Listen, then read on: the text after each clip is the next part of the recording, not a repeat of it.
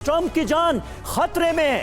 Donald Trump पर जानलेवा हमला नाकाम कर दिया गया। फ्लोरिडा में नेशनल गोल्फ क्लब में फायरिंग हुई। फायरिंग के समय गोल्फ खेल रहे थे डोनाल्ड ट्रंप।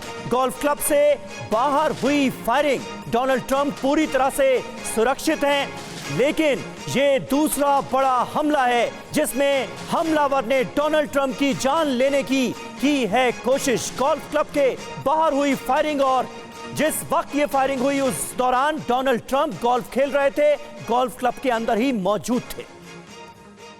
अब आपको हम फायरिंग के बाद की तस्वीर दिखाते हैं। गोल्फ क्लब की ये तस्वीर, गोल्फ क्लब की वो तस्वीर जहां पर गोल्फ खेल रहे थे, और फ्लोरिडा की ही ये तस्वीरें हैं। फायरिंग के बाद वहां पर भारी पुलिस की तैनाती की ये तस्वीरें सामने आई हैं। तो जिस जगह पर ट्रंप पर अब हमले को अंजाम दिया गया, जिस क्लब में गोल्फ खेल रहे थे ट्रंप, वहीं पर हुई फायरिंग के बाद का ये वीडियो आया है सामने, जहां देखिए किस तरीके से इस पूरे इलाके को छावनी में तब्दील कर दिया गया, क्योंकि भारी पुलिस बल की तैनाती की गई। और जाहिर सी बात है, अब ये जानने की कोशिश की जा रही है कि हमलावर ने किस मकसद से ट्रंप को टारगेट किया।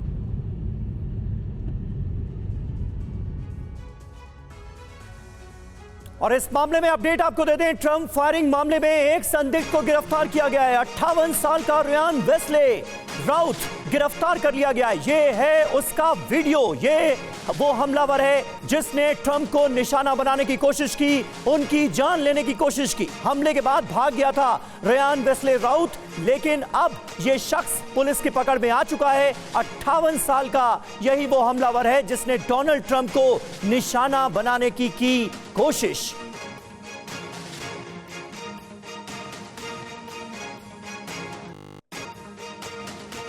तो जिस शख्स को गिरफ्तार किया गया है उसकी तस्वीर आप देख चुके हैं, लेकिन आपको बता दें इस बीच पुलिस ने मौके से AK-47 भी बरामद की है, और नजदीक की झाड़ियों में ये AK-47 बरामद की गई है। पुलिस ने पूरे इलाके को सील कर दिया है। ये देखिए तस्वीर उस AK-47 की जो बरामद की गई है, नजदीक की झाड़ियों में मिली है ये, और पूरे इलाके में भारी पुलिस बल की तैनाती जिस तरीके से की गई है उसकी तस्वीरें भी सामने आ रही हैं। लेकिन सवाल यही कि आखिर ये किसकी साजिश है, क्यों ट्रंप को टारगेट किया गया, और AK-47 से ट्रंप को किस तरीके से टारगेट किया गया, इसको लेकर समीर अभी और बड़े खुलासे हो रहे हैं।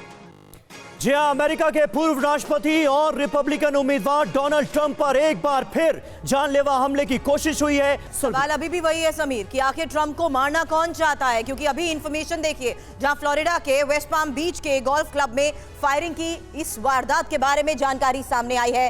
ट्रंप इंटरनेशनल गोल्फ क्लब में हुई फायरिंग को लेकर यह खबर है, जहां पर ट्रंप गोल्फ खेल रहे थे और उस जगह के पास की गई फायरिंग के बारे में फिलहाल जानकारी समीर आई है। जी हां, हमलावर पर पुलिस ने फायरिंग भी की, लेकिन वो भाग गया। बाद में पुलिस ने हमलावर को गिरफ्तार किया है, और इसकी उम्र है 58 साल।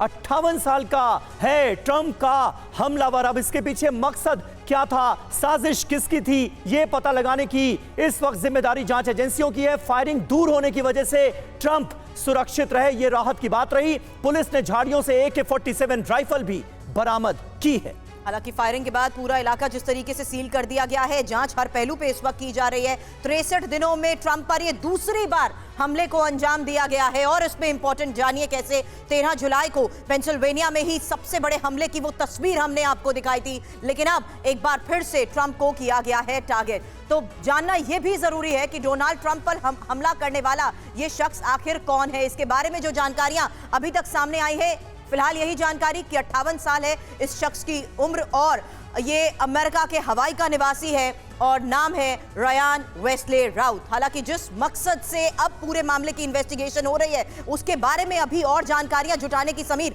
कोशिश की जा रही है। जी हां, और जब यह पता करने की कोशिश की गई कि यह शख्स 58 साल का रयान आखिर करता क्या है, तो पता चला कि यह शेड बिल्डिंग कंपनी का मालिक है। कमला हैरिस की पार्टी डेमोक्रेट का यह समर्थक बताया जा रहा है, ट्रंप विरोधी बताया जा रहा है। 2019 से अब तक 19 बार डोनेशन दे चुका है, $140 का दान कर चुका है ये डेमोक्रेट्स को। हवाई की पूर्व प्रतिनिधि तुलसी गबार्ड को भी इसने डोनेशन दी है। तुलसी गबार्ड पूर्व डेमोक्रेट थी, अब डोनाल्ड ट्रंप की समर्थक हैं। क्रिएटिव प्रोजेक्ट करने का शौकीन है ये 58 साल का वो शख्स जिसे डोनाल्ड ट्रंप के हमलावर के तौर पर जांच एजेंसियों ने कर लिया है गिरफ्तार। हालांकि अब आपको बता दें, एक्सपर्ट्स इस वक्त हमें ज्वाइन कर चुके हैं। AVM retired OP Tiwari sir defence expert के तौर पर इस वक्त हमें कर चुके हैं join. Brigadier retired Sandeep Thapar sir defence expert के तौर पर इस वक्त हमारे साथ हैं, और professor Satish Kumar foreign expert इस वक्त हमारे साथ हैं। मेरे सहयोगी मनीष झा और सुमित चौधरी भी इस वक्त हमारे साथ हैं। मनीष, सवाल यही, दूसरी बार ट्रंप टारगेट पर क्यों? देखिए, सबसे बड़ी बात यह है कि टीवी 9 ने अपने करोड़ों दर्शकों को यह कहा था जब ट्रंप पर रैली के दौरान गोली चली थी कि अभी और हमले होंगे। और आज फिर मैं कहता हूं आपको कि चुनाव तक आप देखते जाइए, ट्रंप को मारने की कई और कोशिशें की जाएगी। आखिर ट्रंप को मारने का फायदा किसे मिलने वाला है और क्यों वो ट्रंप को मरवाना चाहता है? क्योंकि ट्रंप अभी चुनावी रेस में 5 नवंबर को वहां पर इलेक्शन होना है और उसके अगले 1-2 दिन के बाद तय होगा कि अमेरिका का अगला राष्ट्रपति कौन होगा। लेकिन आज की तारीख में डोनाल्ड ट्रंप को रोकने के लिए जिस तरह की साजिशें रची जा रही है, पहले उनको कोर्ट में घसीटने की कोशिश की गई, जेल भेजने की कोशिश की गई। जब वो सब कामयाब नहीं हुआ तो फिर डोनाल्ड ट्रंप पर गोली चलाई गई। और आखिर क्या हुआ? 13 जुलाई को जो हमला हुआ था उसकी जांच का क्या हुआ? आपने कभी देखा है कि अमेरिका के पूर्व राष्ट्रपति और जो इस बार भी राष्ट्रपति पद के उम्मीदवार हो, उस पर जानलेवा हमला होता है और वो जांच कहाँ गई पता नहीं। इतना घटिया जांच तो अफ्रीका में भी किसी ऐसे कंट्री में नहीं होता होगा जो अमेरिका में हुआ। और आज भी FBI या तमाम लोग इस बात को मान रहे हैं कि AK-47 वहां पहुंचा गोल्फ क्लब में। कैसे पहुंच गया? AK-47 कोई ऐसा तो है नहीं कि जेब में रखकर पहुंच गया, लेकिन वो वहां पर पहुंच गया। तो यानी सब कुछ साजिशें इस तरह से प्लॉट की गई है कि डोनाल्ड ट्रंप को किसी भी हालत में 5 नवंबर से पहले सफाया करना है। बिल्कुल, ये आप बहुत बड़ी बात कह रहे हैं मनीष। यानी खतरा जो है वो बड़ा है और इसे नजरअंदाज नहीं किया जा सकता। डोनाल्ड ट्रंप की जान लेने की कोशिश बार बार अंजाम दी जा रही है। आपको ट्रंप के खिलाफ जानलेवा साजिश की अब 2 तस्वीरें दिखाने जा रहे हैं। एक तस्वीर आज की है जब फ्लोरिडा में गोल्फ क्लब के बाहर फायरिंग हुई, वहीं ट्रंप क्लब के अंदर मौजूद थे। यानी जिस वक्त ये हमलावर AK-47 लेकर वहां पर मौजूद था झाड़ियों में, उस वक्त क्लब के अंदर ट्रंप की मौजूदगी थी।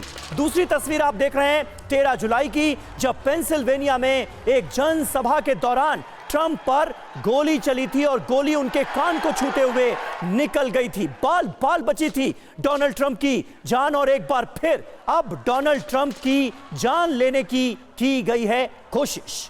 अब इस हमले के बाद फिलहाल आपको बता दें, डोनाल्ड ट्रंप का बयान भी सामने आ चुका है। कह रहे हैं कि मैं सुरक्षित और ठीक हूं, मैंने गोलियों की आवाजें सुनी, मुझे कोई रोक नहीं सकता है।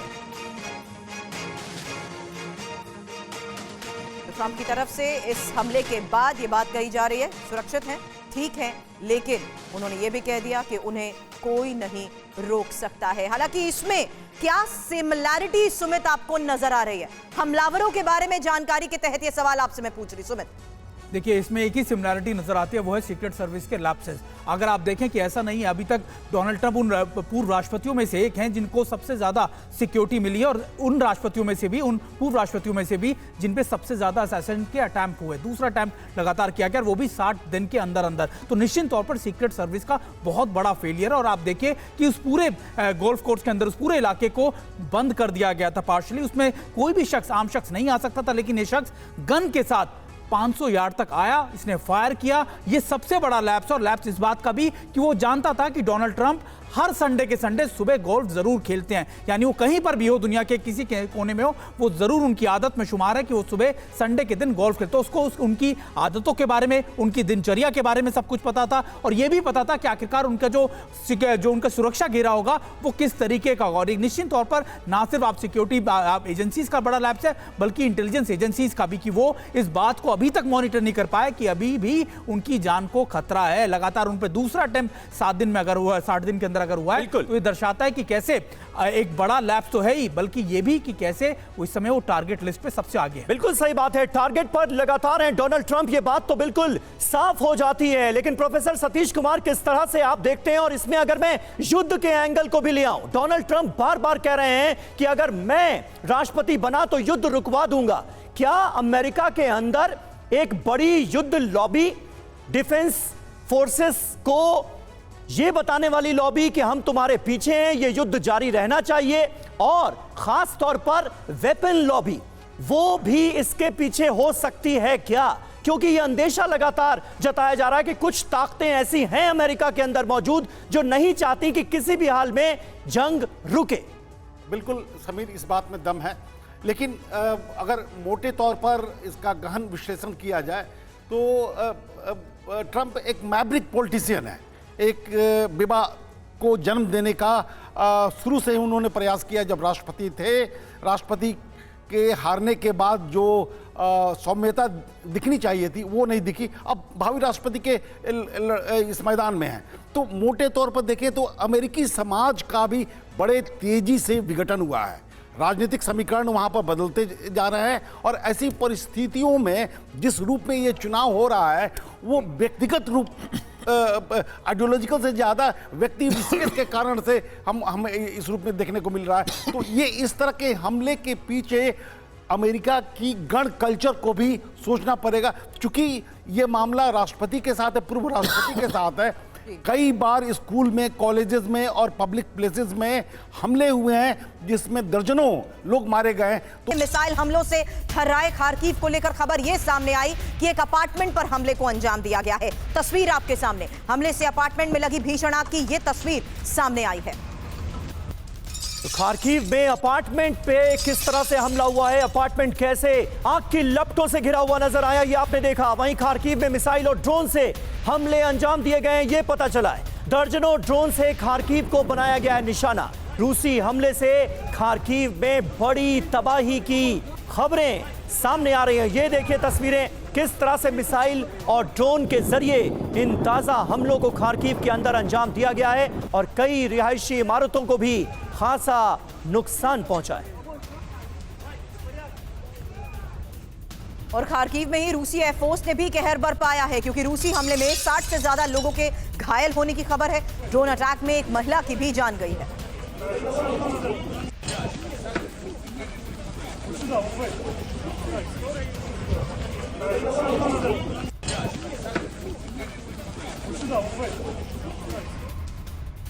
और खार्किव में कई जगहों पर रूस का हमला हुआ है। ड्रोन और गाइडेड बम से बड़े हमले को अंजाम दिया गया है। रूसी एयरफोर्स के हमले में खार्किव के अंदर बड़ी तबाही की जो तस्वीरें सामने आ रही हैं वो तस्दीक कर रही हैं कि इस बार हमले कितने जबरदस्त तरीके से अंजाम दिए गए हैं और एक के बाद एक हुए हमलों ने खार्किव शहर को दहलाकर रख दिया है। कई जगहों पर रूस का हमला हुआ है। तस्वीरें आप देखिए, किस तरह से जो अपार्टमेंट्स हैं, जो रिहायशी इमारतें हैं, उनको बनाया गया है निशाना। और हमारे साथ तमाम खास मेहमान इस वक्त मौजूद हैं। ब्रिगेडियर थापर, किस तरह से आप देखते हैं रूस के इन ताजा हमलों को? एक बात बड़ी और खास नजर आ रही है, रिहायशी इमारतों को खार्किव में निशाना बनाया गया है। क्या ये रूस की तरफ से हमलों का एक नया चैप्टर है?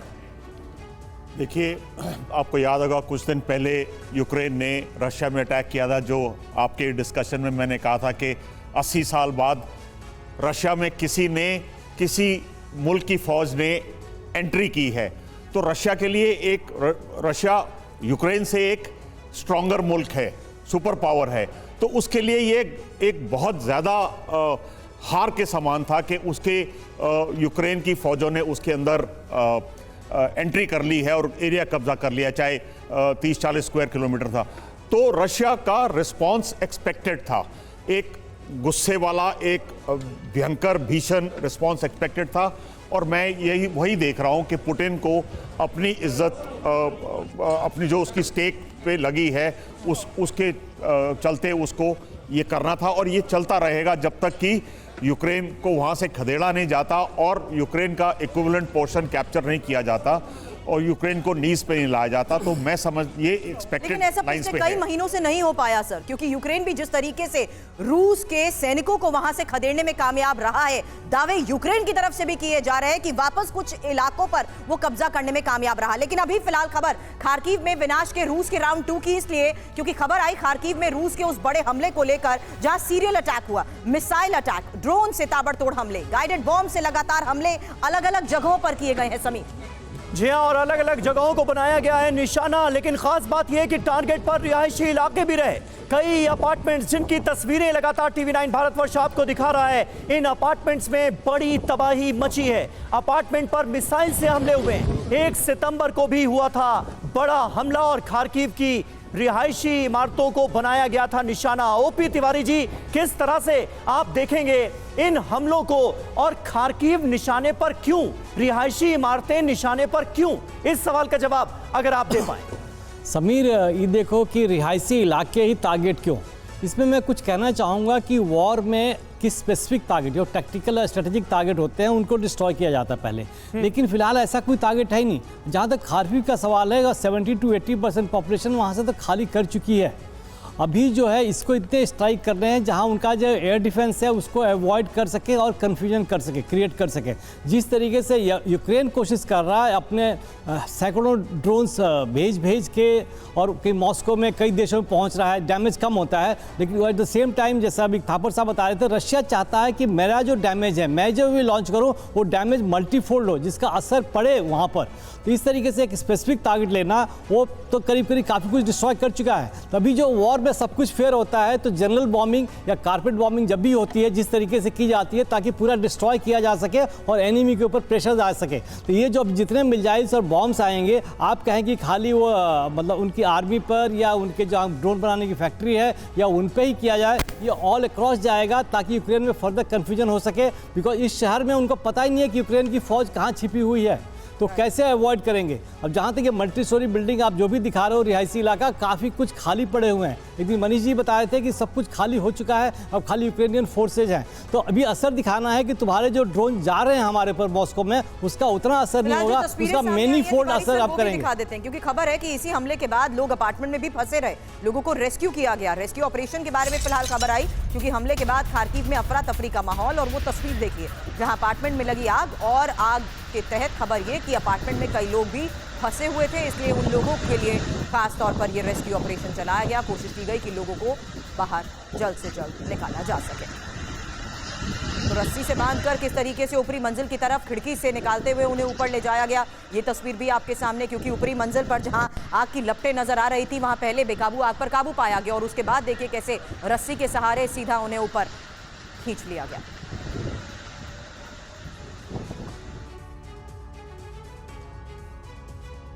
तो अब सवाल यह है कि टारगेट पर आखिर यूक्रेन का शहर खार्किव क्यों है, ये आपको बताते हैं। रूस के बॉर्डर से काफी नजदीक है खार्किव, बॉर्डर से सिर्फ 40 किलोमीटर की इसकी दूरी है। पहले भी कई बार बड़े हमले हो चुके हैं खार्किव को, इससे पहले भी रूस निशाना बना चुका है। रूसी हमले का सबसे ज्यादा बार अगर कोई शिकार शहर हुआ है तो वो है खार्किव ही। हालांकि 1 सितंबर को भी यहाँ जिस तरीके से बड़े हमले को लेकर समीर खबर आई थी, साफ है कि 1 सितंबर को भी कई बड़ी बिल्डिंग्स को यहाँ टारगेट किया गया था। लेकिन अब खार्किव में जिस तरीके से विध्वंसक अटैक हो रहे हैं, उसके बारे में ये तस्वीरों के जरिए भी समझा जा सकता है। और मनीष, सवाल इस आधार पर आपसे करूंगी कि खार्किव को क्या स्ट्रैटेजिकली इस वक्त टारगेट किया जा रहा है, क्योंकि ये देखिए 6 तस्वीरें एक साथ कि किस तरीके से अब रिहायशी इलाकों में अटैक को अंजाम दिया गया। मनीष, देखिए, जब जून में रूस ने अपना ऑफेंसिव शुरू किया था, उस समय प्रेसिडेंट पुतिन ने कहा था कि खार्किव को कब्जा करना हमारा उद्देश्य नहीं है, हम केवल वहां से सेना को पीछे खदेड़ना चाहते हैं। लेकिन कुर्स्क में हुए हमले के बाद से बहुत कुछ बदल गया है। देखिए, सबसे बड़ी बात क्या है कि एक तरफ बेलगोरोद है रूसी सीमा में, उसके ठीक अपोजिट में खार्किव है, और बेलगोरोद और खार्किव को ट्विन सिटी कहते हैं। अब रूस को एहसास है कि जब तक खार्किव से यूक्रेनियन सेना को पीछे नहीं किया जाएगा, जब तक खार्किव पर कब्जा नहीं होगा, तब तक ना बेलगोरोद सुरक्षित रहेगा, ना कुर्स्क सुरक्षित रहेगा, ना ब्रियांस्क सुरक्षित रहेगा। यहां तक कि वहां से आपको क्रीमिया तक को भी सुरक्षित रखने के लिए खार्किव को अपने कब्जे में लेने की जरूरत होगी। अब रही बात रिहायशी इलाके की, तो मैंने दोनों मुल्कों की सेना को रिहायशी बिल्डिंग में बसे होने का खुद अपनी आंखों से देखा है, होटल में हो या रेसिडेंशियल कॉलोनी में हो। तो वैसी स्थिति में लगातार जब हमले होते हैं, तो जो ट्रूप्स अगर रेसिडेंशियल इलाके में हैं, तो उनको भी टारगेट किया जाता है। इक्का दुक्का ऐसी घटनाएं हुई हैं जहां पर सिविलियन टारगेट हुए हैं, लेकिन अगर आप अमूमन देखें या कंपेयर करें कि इजराइल जैसे गाजा पर अटैक करता है, उसकी तुलना में बीते 3 साल में कम से कम रशियन फोर्स की तरफ से बहुत कम सिविलियन अटैक हुए हैं। जी, और देखिए खार्किव में कहां कहां हमला हुआ है, कौन कौन से इलाके निशाने पर रहे, क्या क्या निशाने पर रहा, ये आपको बताते हैं। रिहायशी इलाके निशाने पर रहे, तमाम अपार्टमेंट्स की हम आपको तस्वीरें दिखा रहे हैं। जो ऊंची ऊंची इमारतें हैं, अपार्टमेंट्स हैं, वो निशाने पर थे रूसी सेना के। Shopping centres, power station, sports complex, हर किसी को निशाना बनाया गया। हालांकि हमला हुआ कैसे, इसके बारे में भी जानकारी अभी तक समीर सामने आई है कि मिसाइल अटैक, रॉकेट के जरिए, ड्रोन के जरिए, गाइडेड बॉम्ब के जरिए इन जगहों को टारगेट किया गया है। लेकिन साथ ही कुर्स्क में रूसी सेना के पलटवार को लेकर भी इस बीच एक और बड़ी खबर आ रही है, यूक्रेनी सेना पर रूस ने अब हमले को अंजाम दिया है। तो अब कुर्स्क में एक बार फिर से रूसी सेना के पलटवार को लेकर इस वक्त खबर बड़ी है, जहां यूक्रेनी सेना पर रूस की तरफ से हमले को अंजाम दिया गया।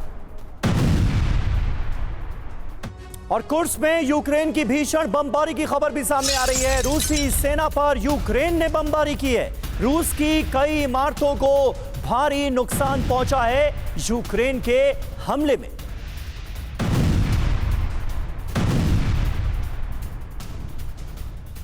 ये तस्वीरें आपको दिखा रहे हैं, भीषण बमबारी किस तरह से कुर्स्क में यूक्रेन की तरफ से जारी नजर आ रही है। हमारे साथ तमाम खास मेहमान मौजूद हैं। ब्रिगेडियर थापर, किस तरह से देखते हैं, अभी हमने थोड़ी देर पहले अपने दर्शकों को तस्वीरें दिखाई खार्किव में किस तरह से रिहायशी इमारतों को बनाया जा रहा है निशाना, दूसरी तरफ कुर्स्क में ताबड़तोड़ जंग का सिलसिला रूस यूक्रेन के बीच जारी है। क्या यूक्रेन से कुर्स्क का बदला खार्किव में लिया जा रहा है? आप कह सकते हैं एक तरीके से, लेकिन उसके बदला नहीं, एक स्ट्रेटेजिक ऑप्शन है कि इसको लेंगे तो इसका इम्पैक्ट यहाँ होगा या यहाँ होगा या इसको इस इलाके के साथ जोड़ सकते हैं। तो वो सोच के साथ रशिया अटैक कर रहा है खार्किव के ऊपर। और मैं समझता हूँ ये जो शेलिंग हो रही है, जैसे कि पहले भी बताया गया, फौज डायरेक्टली सिविलियन एरिया को टारगेट नहीं करती है। जनरली सिविलाइज्ड वॉरफेयर में रूल्स ऑफ एंगेजमेंट में टारगेट नहीं किया जाता है, अनलेस आपको ये शक हो कि दुश्मन की फौजें उसको ऑक्यूपाई कर रही हैं, जो कि बिल्ट अप एरिया में होता है। कई बार आप हाई राइज बिल्डिंग में ऑक्यूपाई करते हैं क्योंकि ऑब्जर्वेशन अच्छी मिलती है, तो तब उसको टारगेट किया जाता है, आमतौर पे नहीं करते। तो ये या अगर आपने मिसाइल लॉन्च किया है और वो थोड़ा मिसफायर हो गया है या उसको आप गाइड ठीक से नहीं कर पाए, तो वो सिविल एरिया को टारगेट जाके हिट किया है, जबकि आपका असली टारगेट कहीं और था। तो ये जान के नहीं हो सकता, लेकिन अगर यूक्रेन फोर्सेस, रशिया को ऐसी इंटेलिजेंस मिली है कि यूक्रेनियन फोर्सेस इन पे उनको ऑक्यूपाई किए हैं, तो वो टारगेट करेंगे। लेकिन प्रोफेसर सतीश, अभी भी एक सवाल यही है, कुर्स्क को भी तो एक स्ट्रैटेजी के तहत ही टारगेट किया था ना, क्या अब यूक्रेन को और ज्यादा वल्नरेबल कर दिया है रूस ने?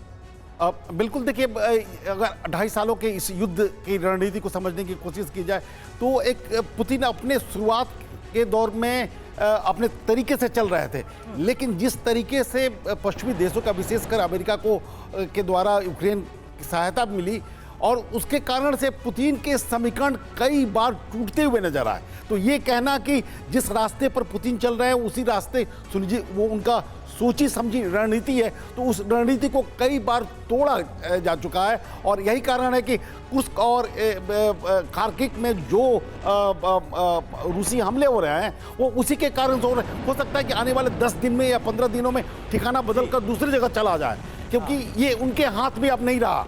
युद्ध शुरुआती 6 महीने में। महत्वपूर्ण बात आप कह रहे हैं। बहुत बहुत शुक्रिया आप सभी का हमारे साथ इस बातचीत में जुड़ने के लिए।